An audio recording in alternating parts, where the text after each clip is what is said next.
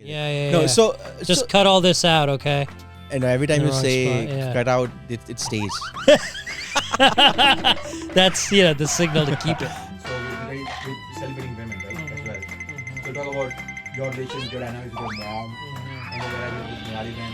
If you talk about that, we'll talk about that. Sure. Or family. Why? We'll talk about it. Flying. Yeah, I think that's a great idea.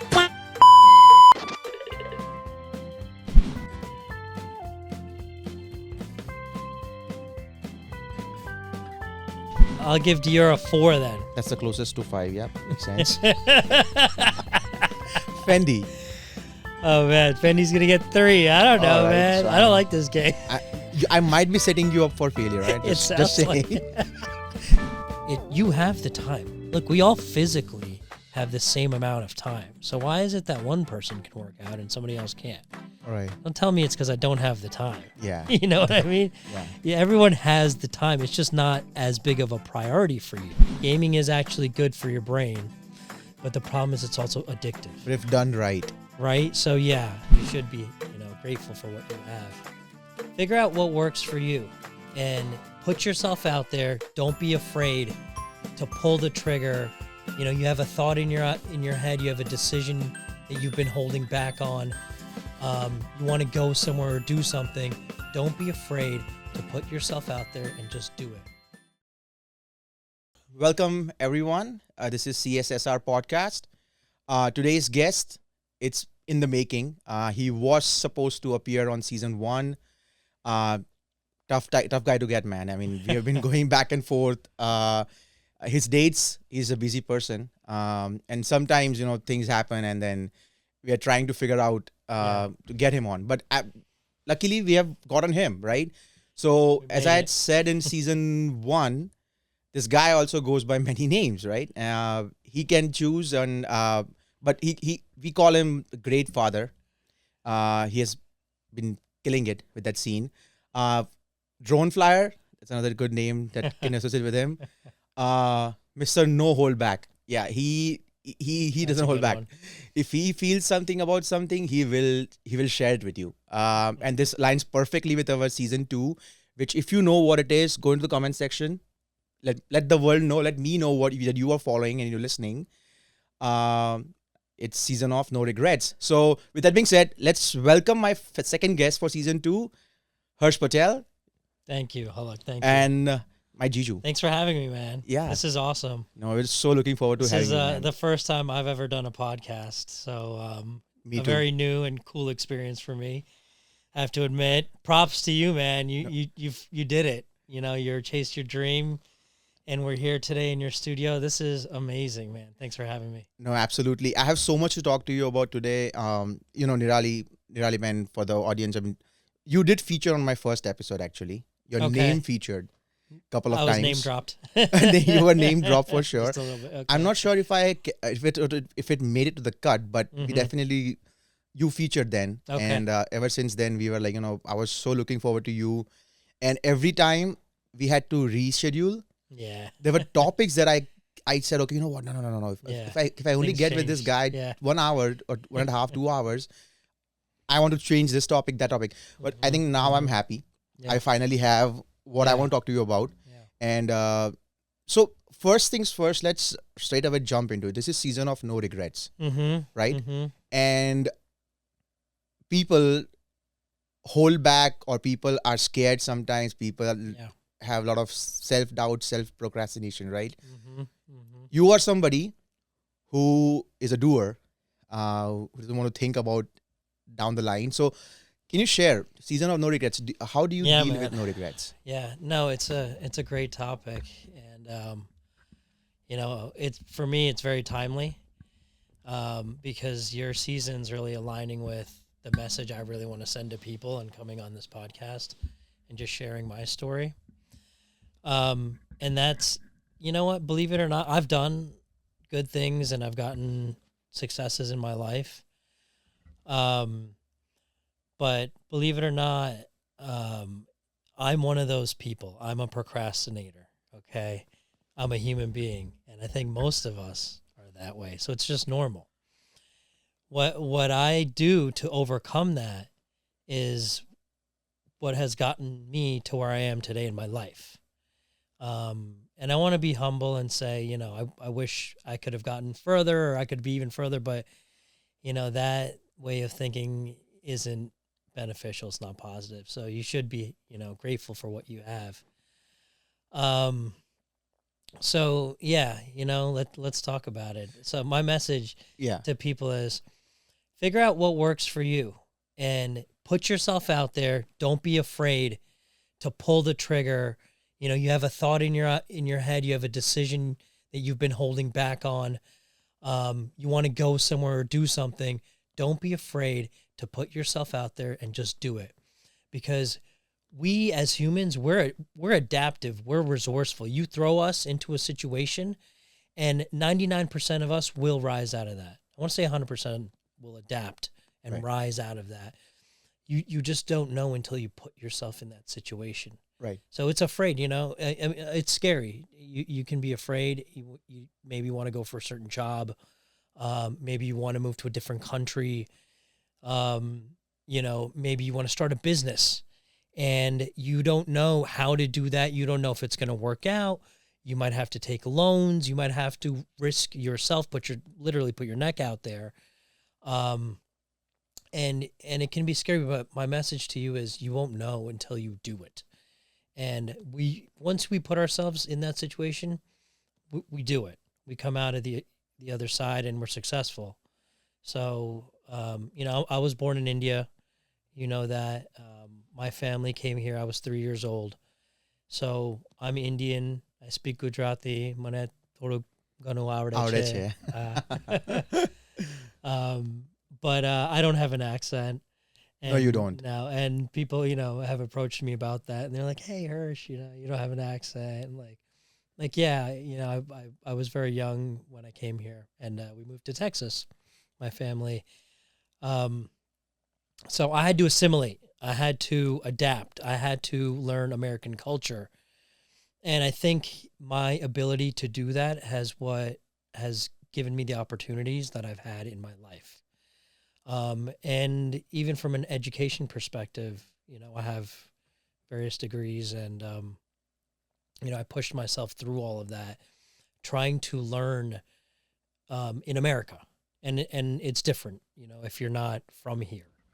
Right. So, and I know a lot of people are going through, what I'm explaining here. So, people can relate, but, All right. So on the same topic, some thoughts come to my mind, right? Let's talk about nepotism. okay. You said going from point A to point B. Do you feel if you are privileged, for you to make that move Mm-hmm. is little bit, I would not say easier, but it will come naturally because you don't have to worry about lots and lots of things. Mm-hmm. How do you look at that? That's an interesting question. I mean, yeah, I would say if you have the means, things are easier for you, right? Mhm. And I know my family coming from India, we're farmers, and you know we lived a very humble lifestyle back in India, and so coming to America with nothing, and my dad and his brother started liquor stores. You know, it's one of the businesses that was successful here. So that's what they got into, and they were very successful in it. And you know that was kind of the jumping off point, the base for them to then start other businesses, and eventually get out of liquors and get into, you know, my father was in pharmaceuticals, and even today we run an e-commerce business in that similar kind of space. Right. So for me, you know, I look at it as America is the land of opportunity. It might not be as quote unquote easy, because I don't want to say it was easy, Right. as it was back then. It's even harder today, the way things are for people like us, Right.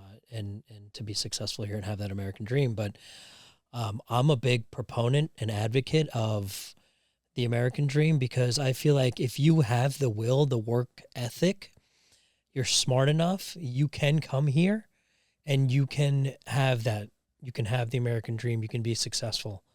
And whether that's, you know, through education, through working in a corporate job, becoming a professional lawyer, doctor, etc., starting your own business, creating your own podcast with millions of viewers, and you're getting endorsements and sponsorships, and you're following your dream, right? It's possible. It is. So, do it. You so rightly said, and you are such an happy person like that, and it's even about the podcast when I told you guys about it, and the excitement that you had Mm-hmm. kind of made me believe what am I waiting for, and Yeah. it gave Yeah. a lot of factors come into play. When you are almost at the edge, you just need someone to push you, Mm-hmm. and then when you start taking a flight, Yeah. even if you don't take a flight, Right. you will learn how to go again on the top, and next time jump differently, right? Right. So that's a very interesting thing that you said, right? Mm-hmm. And then the you also said something very important. Mm-hmm. When it is much difficult now, Mm-hmm. you feel it is difficult, but Mm-hmm. it's this country, it's still very difficult for you to fail. I mean, if you put in your hours, if you put in your work, Mm-hmm. it's a level playing field, so you will still be able to find a way around anything Yeah. and everything, Yeah. and you have a lot of support system that you can build around here. Yeah. Well, in my life, I've had the luck to meet so many different types of people, whether that's through, jobs that I've held, or professional networking, or school, or just, socially. And I've heard lots of stories where, people are going through a lot. They're struggling.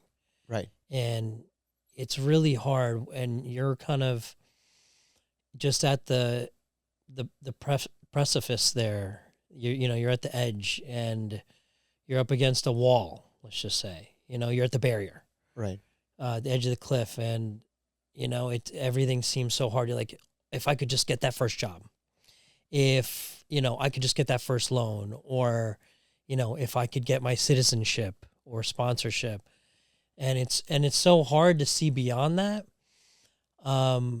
So it can be really, challenging for a lot of people. They struggle, and they're looking for help. Right. And I've had people reach out to me and ask me, "Hey, how did you do it? I see your resume. I see your career path, your education. Like, how did you do it?" And I tell them my story, and I'm like, "Look, I just taught myself, and I spent the time, and I studied, and I didn't have a lot of support. Luckily, I had my parents. They supported me financially." But hey, I took loans like a lot of people out there. And I struggled too. I worked jobs while I went through college, Right. so I wasn't afraid, man. I worked at a political campaign, going door to door, asking people just, for money and to work a job. I worked at Aldo selling shoes.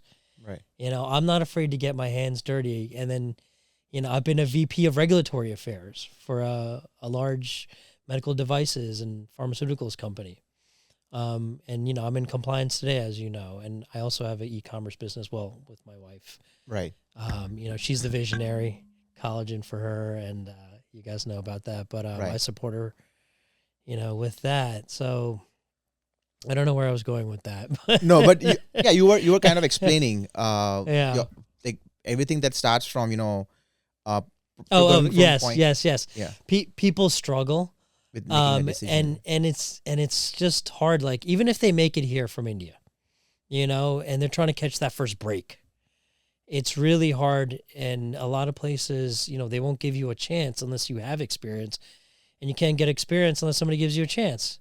So, right. it's a big catch-22. Catch-22. Yeah. Yeah. So, I mean, if you can, get education, absolutely. Right. And that's one great thing about America. Right. If you want to, you can take out a loan. You don't have to have money in your pocket to go to college. Right.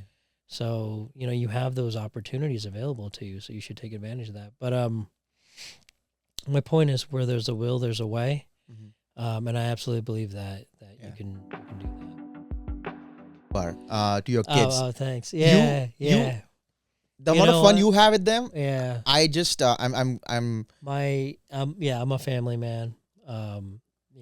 And my family's everything to me. And I just live vicariously through my kids. So when I see their happy faces, it makes me happy. Yeah, and I can't say enough about that. And the amount of love and joy that we all share together. right. It's pretty amazing. Be honest, between you Yeah. and Naliban, your own wife, Mm-hmm. who spends more time with the kids? Oh, no way, man. No, honestly, I will be honest. It's super 50-50. Yeah, I'm a family man. And my family's everything to me. And I just live vicariously through my kids. So when I see their happy faces, it makes me happy. You said 50-50. I was hoping you'd at least give yourself 40. No, Then I can no. fight for 30 or 20%. But We do everything together, and I think that's the point. is it Yeah. is it because you have seen your childhood that time? Or like how are your parents with you? Well, Your dad must be they're very gonna busy watch this because maybe, so I have to be careful with what I say there. But no, it's different. It's very different. I can say that, and of course that's because they grew up in India. With a different mentality, different culture. Their parenting that they received from their parents were very different. And, it was like a very tough love kind of culture. And right. they didn't take any BS from the kids. I can't phrase it better right now, but you know what I mean? No, I get you. Yeah. I get you. And they used corporal punishment, right? So if you were out of line, No, it is. you got back in line real quick. So, Netri was on one of the episodes Mhm. in the last season, yeah. and we spoke about this. And I was telling her, my Mhm. mom, and again same thing. You were disciplined. Mhm. If you step off the line, Yes. and you were properly disciplined, so that you Yes. understand that you Yeah. will be scared before you do it next time again. Yeah. Now it's different. Yeah, definitely, man. But like in our family, we don't do that, Yeah. and it's a conscious decision. And I could see why our parents use that form of discipline. It's very easy to do that, so I could see why they would. And again, it was just the culture at the time. Mhm. Even today in India, it's very accepted. But to me, it's the easy way out, and it's no reflection on them again because that's what they grew up in. That's how their parents were, and then Right. their grandparents and parents Right, were. and that's how they were. And then to add another complexity to that is, their first generation coming from India to America, Right. and they're trying to navigate the American landscape. So it was a very different family atmosphere. Right. Now today, and I feel like me and my brother, we were a handful. So, we didn't make it easy for them either. Right. But for us today, we struggle. Obviously, all parents do Right. with the usual parenting things. Yeah. And the struggles today are different than the struggles were back then. They're similarly based. Right. But there's more complexity there too, because now you're talking about digital and technology and social Right. media and iPads and Yeah. so there's all that. And on top of that, we're trying to parent differently. Yeah. So yeah, it can be tough, but I think because of that, because we try to do that and we do it pretty well, I have to say. Our upbringing with our children is very different than The way I look at it is like our parents used to struggle to get us in because we used to just always be out playing, doing things, and just Oh yeah, that's a and good now we are point. struggling to put the kids It's go the out, opposite. step now. out of That's the a great house point. instead of just Yeah. Luckily, my kids love playing outside. Yeah. They love climbing trees. you're not helping me. Yeah. At all. But no. Let me tell you, it is a struggle No, both just a joke. ways, I know. and it's harder in the wintertime. We live in the Yeah. Northeast. and we have seasons, which I love. Right. But they don't go outside in the wintertime, so they're on their iPads and they're on TV and Right. et cetera, playing video games. Yeah. But I have to admit, mine are pretty good at going out. You make the best out of whatever you have, right? I mean, just Yeah. if it's cold, it's cold. It's okay. We Yeah. can try to get into some extracurricular classes or something that way Right. they can stay distracted, or Yeah. you do what you can work with, Mm-hmm. right? Basically, that's what it goes down to. Switch gears. Do We're it. going to talk about your passion for flying drones. Yeah. How? Why? Yeah. It's something I have a lot of passions. They're all kind of related in a way. And it kind of all starts with I love flying. I've flown planes. I've had lessons. You have. Yes, I never achieved a license. Okay. I just didn't get the hours and didn't follow through with it. But I've had enough lessons where I could fly. What kind of one. license to fly the 2-seater, 3-seater? Or Like a just that? Cessna, yeah. Okay. Like a small plane. But I love flying, and I've done it, and I love driving. I like going. Yes, you do. Yeah, Yes, you do love driving. I like going fast. You love. People who know me know that. Should be called in Fast and It's Furious. yeah, right. It's a vice. Okay, So you enjoy driving. You yeah. enjoy flying. I do. And droning, and I love photography. Yes, you do. Yes. Yeah, I love yeah, I've seen everything that. tech. I love digital. I love having that brand new camera with the highest resolution XLR, and you can take a beautiful picture that's so dramatic and capture the moment. I have to tell the audience, you should look at Hersh's social media. I'll check try out to- my page, droning I'm around. gonna put it in the Yeah. description. You should check it out. Yeah. Whatever he's saying and he's actually pretty good at it. When Yeah. it does, when I saw some of your drone shots. Mhm. It used to take when you used to have that house in Philly and used to take it Yeah. over the city or somewhere. Right. The city. And Philly. yeah, go ahead. Sorry. So you were saying No, your no. passion.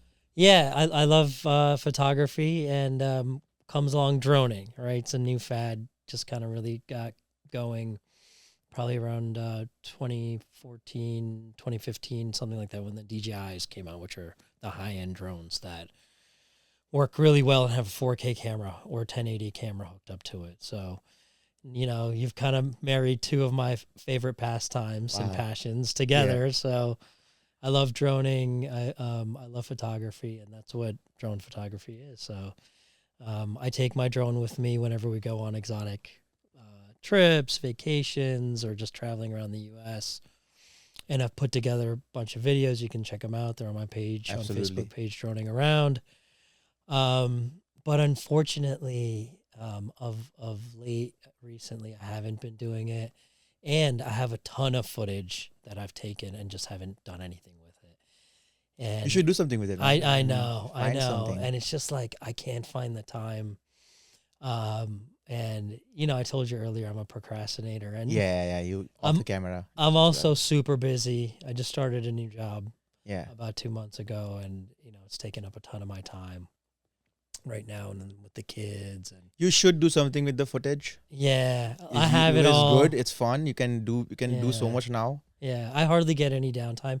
And then when I do get downtime, I don't know what to do. There's so much I could be doing. So I'm like, I Right. could do this, or I could do that, or I could do that, and end up not doing anything. Right. And I just want to sit there and kind of disconnect and decompress. And, Yeah. um, Did you take Yeah. any course? How did you learn yeah, flying drone? I taught myself like everything. Okay. All right. No, I just That's taught awesome. myself. I also like gaming. And a lot of the gaming I did was flight games, like video simulator, flight simulators and stuff like that. So believe it or not, that actually works. That helps. Yeah, you can totally teach yourself a lot of stuff from simulators and then just go out and do it in the real world. Right. Formula One. And there's that Yeah. whole story about that kid who, and I forget his name right now, but he was a video gamer. Yeah. You're talking about the Grand Prix movie. Yes, yeah. They made a Um, movie about it. He was a gamer, and they That's drafted it in. after that movie is how I got into Yes. Formula One. Oh, okay. I first saw that, Yeah, and then yeah, my brother-in-law were trying to get me to yeah. Formula One for longest time, and that movie. Yeah. I saw the movie. It's a great movie. By Yeah. the way. No, and that's a real story, and that's what happened. He was a gamer and he became a real driver. So you thought you could do the same? No, what I'm saying is all of that gaming, and there's research behind this that shows playing video games is good for your brain. It stimulates your brain. It builds pathways, neural connections, hand-eye coordination. And there is research to show people who game are smarter and can not have symptoms of dementia, Alzheimer, can have better memory for longer term. Now, there's a fine line there between for children, for kids, that if they game too much, and you can look up the research, I can't cite anything right now, but it's out there. If they game too much, that has a detriment to their brain development and function. And, so there's that balance. Right. Gaming is actually good for your brain, but the problem is it's also addictive. But if done right. Right. So yeah, like I game with Devin, and I plays games too, and we limit it. Right. Because they're young. But I think having access to that tech and playing games is actually good for your brain. You learn a lot. I had serious problem 4 or 5 years. This is before Zane, pre-Zane. I love playing games a lot, like a lot. And then there was a time when I would sit here for hours. Yeah, that's the issue. Once you get sucked I love into it. playing single player games. Okay. Which are like storylines. So like God of War. Okay.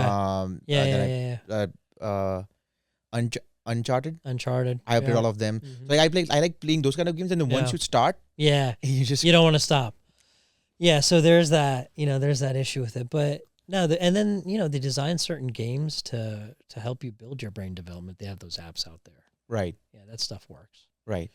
No, so I think So that thanks for sharing that light on this. I was always used to get fascinated every time you were so passionate. I love your passion showed when you were showing somebody. Like, look at this, and it is that's where it came from. Yeah, no, I need to push myself to get back into that. But I have a lot of other passions too, and a lot of it goes behind the kids. Right. We just recently started snowboarding and skiing with them. I snowboard, they ski. Wow. So that's been great. You have been snowboarding from young age? Oh yeah, I've been not that young actually. I've been snowboarding since I was 16. Okay. My kids, they've been skiing since they were 6. So wow. Yeah, so they're gonna be good. Yeah. Much better than I am snowboarding. But I'm not bad. We love it. We love going down the mountain, and I took Anaya to the top of the mountain for the first time this season. Right. And man, she was so scared. She's like, "Oh my God, Daddy, we're so high." And she was freaking out, and I assured her, and I was like, "Don't worry about it. I got you. We're gonna be fine." And she was. We went down the mountain, and we had so much fun, man. There'll be a time when you will then have to tell her, let's take it easy, and she'll tell you, oh yeah, fine. yeah, she'll go on her own with her friends one day, which is which is great. You just did your MBA. I did. Few years ago. No. A few years ago, last year. Last year. It's last year, or it feels like a few years. But so last February. How much did you wait between your undergrad and your master's? Yeah. I got my master's in 2010. 2010, okay. Yeah, and you got your master's? Yeah, so I have a BS in biochemistry. Okay. You got undergrad, bachelor's. Bachelor's. Okay. I have a master's in quality assurance and regulatory affairs. Okay. And then I just recently got my executive MBA, Temple University. Oh wow. Yeah. And it's about 12 years in between. That's amazing. Yeah. It's also for executive MBA, there's a criteria, right? Right. You need to wait for. Well, I was at that level in my career. I was an executive at my company, and I decided to pursue executive MBA. So when you apply, they look at you. This is why you are here. Yeah. All this, what do you say? It says. Okay, so rewind. EMBA. Right. 12 years after I finished school. Right. So I didn't think I was going back to school. You know, I was Right. done with school, and I had climbed the corporate ladder. I achieved, you know, I was vice president. Right. Yay. And I'm not bragging, you know. And once you're there, your hunger Um, never stops. yeah, well, you know what? And I'm ambitious, and I wanted more. Right. I actually have to commend my father, too. He pushed me. He's like, "Oh, go back to school and get an MBA." And I'm like, dude, you know, He's very I've sharp. already went to school. I'm done. I'm happy where I am in my career. Right. You know, I'm settled in my position, and I didn't want to make a change. And you know, things are going pretty well. So why fix it if it ain't broken? You know, it was my mentality. He is but very smart. I mean, Yeah. he's very sharp. yeah, When I spoke to Nirali about her Yeah. her getting certified into nutrition, oh yeah, right? yeah. Your father also played a role to He try did. and He nudge did. her. He's a double Uh, MBA. He's also a scientist in chemistry. So, you know, I kind of followed in his footsteps in that way. Um, and you know, I went back to MBA because our family business, and it just made sense for me. I wanted to kind of move over from like a regulatory role that I've done most of my career in into a business role. And I'm so glad I did it. It was tough, man. Let me tell you, going back to school after being out of school for so long, having the discipline to sit in a classroom for hours on end, being away from my family, having papers to write and case studies, and you know, my capstone class, and it was a lot. yeah, but you did it. I did it, And- yeah, and it's crazy because, and I did, you know, it was a hybrid MBA where it was partially online and partially in person. Okay. On the weekends in person, and you know, it was really tough, and I was struggled with time management and figuring out how I was going to get it done. But like I said earlier, people adapt. You're resilient. You know, you figure it out. You know, I Right. figured out the cadence. I had a good stride. I knew, like, you know, when a new class would start, kind of my process of figuring it out, so to speak, as far as what was expected, what the requirements were, what assignments were coming, how to study and read. And I built that into my time, and I carved the time out. Right. You know, just like working out and stuff. People say, "Oh, I don't have the time to work out." That's BS, you know? Right. You have the time. Look, we all physically have the same amount of time. So why is it that one person can work out and somebody else can't? Right. Don't tell me it's because I don't have the time. Yeah. You know what I mean? Yeah. Yeah, everyone has the time. It's just not as big of a priority for you, Yes. right? And same thing with school. I had to make it a priority because I made a commitment. I was going to do it. So either way, and I was paying for it. And it was very expensive. Once you put out there, you have to do it. Now. Exactly. You know, there's a commitment monetarily, Yeah. mentally. So I was in it to win it, and I'm ambitious. I'm a little bit of an overachiever in some ways. I'm also a procrastinator, so I don't know how those. That's a deadly combination. I don't know how that works. One overachiever. Yeah, and then let me But- tell you one more thing. Yeah. I like pressure. Yeah. I work best Me too. under pressure. And when too. I'm up against that deadline, you know, I will sit around, but up until that last hour, I might bang it out Yeah. right there, and it's gonna be gold too. Yeah. You know, so I don't know what's up with that, but you know, when the pressure's on, I don't buckle. I like to, I'm the same. The moment I get in comfortable zone, I Yeah. get so restless. yeah, I need a constant challenge, yeah, something that I've never done before, yeah, and then just jump, and then we'll figure it out. It's okay. Yeah. Everything will make sense. yeah. Don't try to wait for it to first of all make everything to make sense. Just go. Right, You'll and figure it out. things will fall in place. Yeah, You figure it out as you exactly. go. Yeah, definitely, just pull the trigger. And that's Fortune kind of favors the brave, that's the theme. Exactly.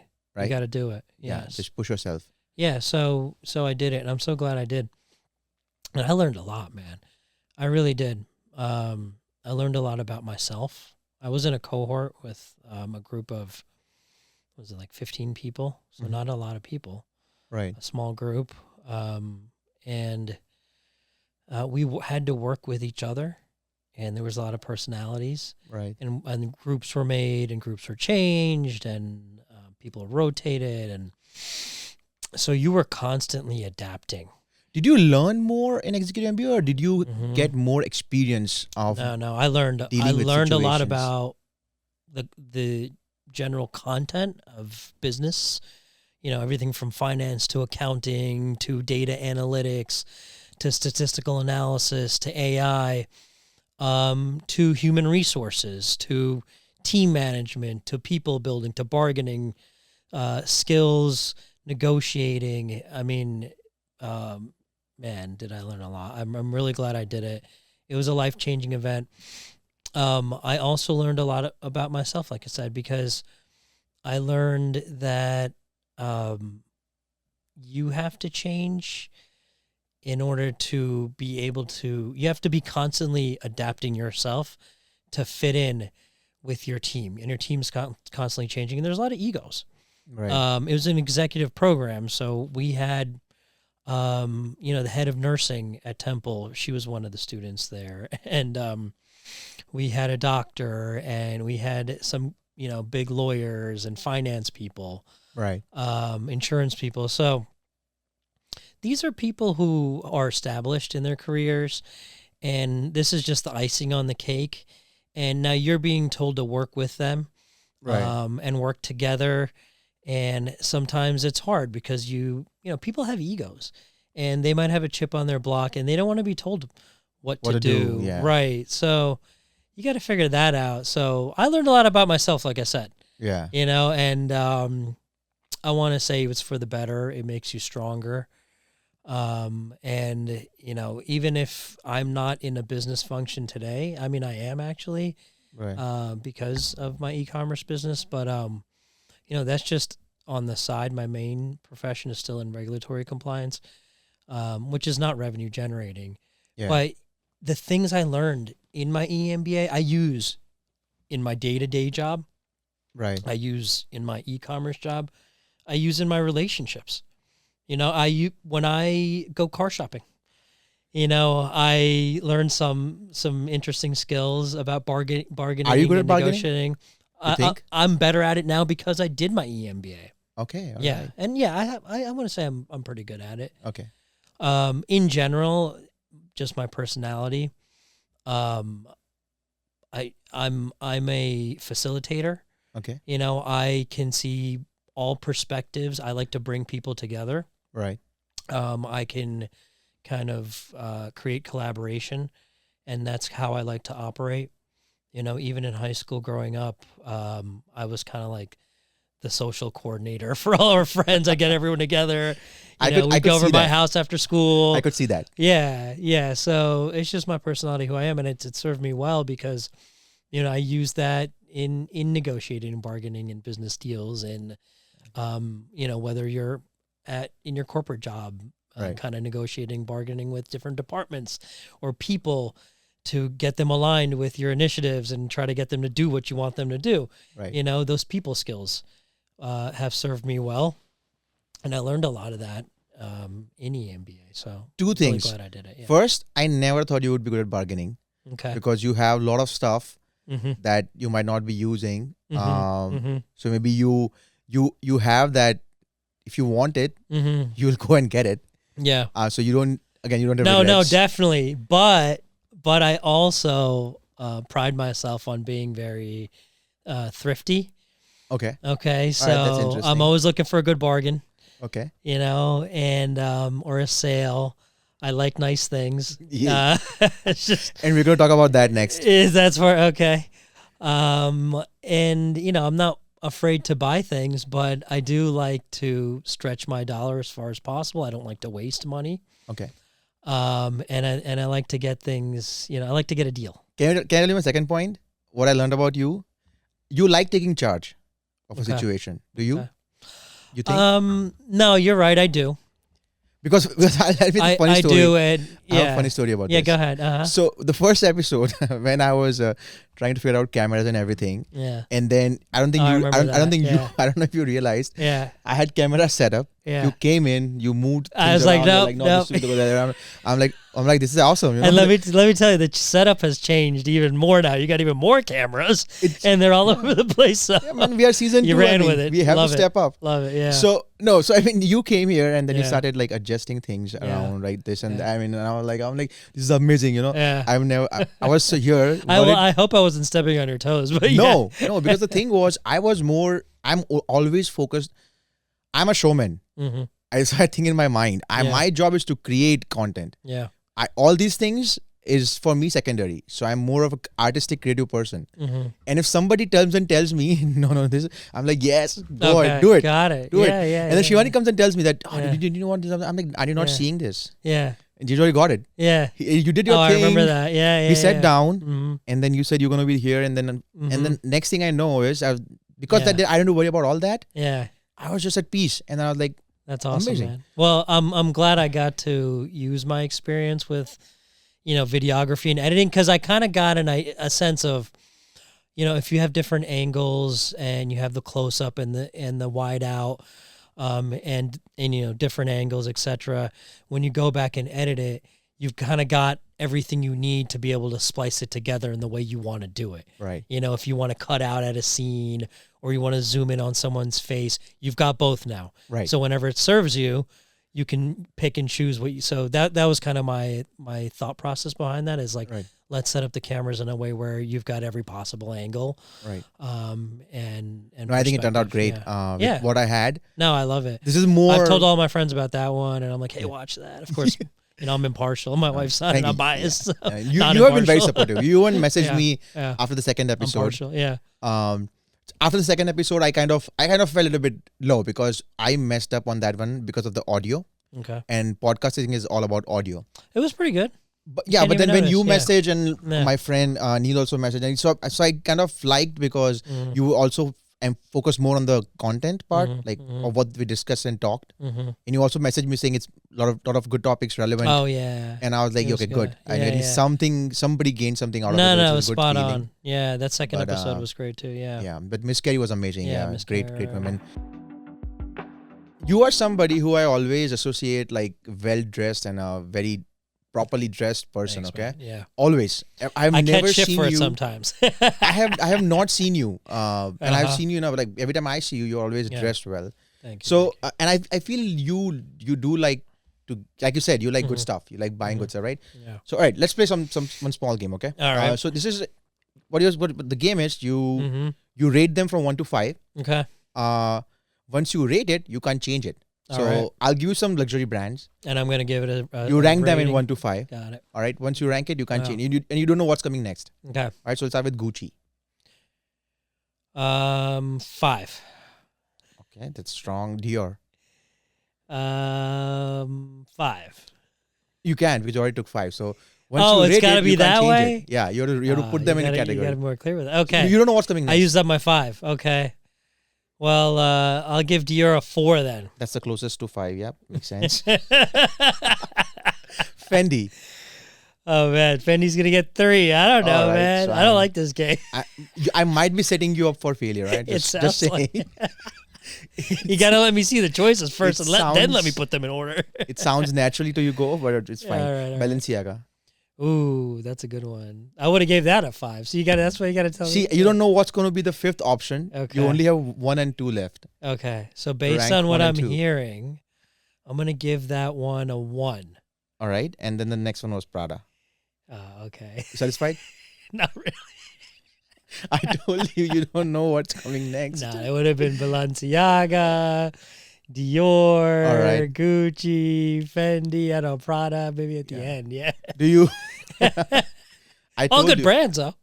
Obviously. You know? They were Like, supposed to I be don't know. luxury How do you brands. separate them? Yeah. They're all Yeah. good, yeah. And I was, the Yeah. reason behind doing this Yeah. is my question to you, Mhm. and it's fun segment. Mm. There is dress to impress or there is dress to express. Okay. Okay. They're two different things. Yeah. I am more on express side. So like Yeah. if sometimes, most of the times when I wear a t-shirt Mm-hmm. or when I get a chance to wear a t-shirt, Yeah. it has some saying, like I like to express my mood Right. or something on it, Right. right? Right. And it's just to impress is what I think you are, is more on the, not dress, you're not dressing to Yeah. impress, but people will be impressed when they see you, the way that you are dressed. Yeah. You know what? For me, it's about the way I feel, and I feel like it's the same thing for a lot of people who like to dress well. It's the way you feel about yourself in the clothes, and in general, these designers have designed these clothes so when you put them on, you look good. Right. I don't have to think about it. Just go and buy a I'm luxury more of brand. Amazon. I don't have to worry about it too much. You know what I mean? Yeah. And yeah, I've been accused of overdressing for things. I said you're always. I'm not gonna lie here. I didn't say. I always said you were. I know so certain you're people sharply watching dressed. this podcast are probably laughing their asses off right now, but I'll laugh with you later when we watch together. But no, it's not just.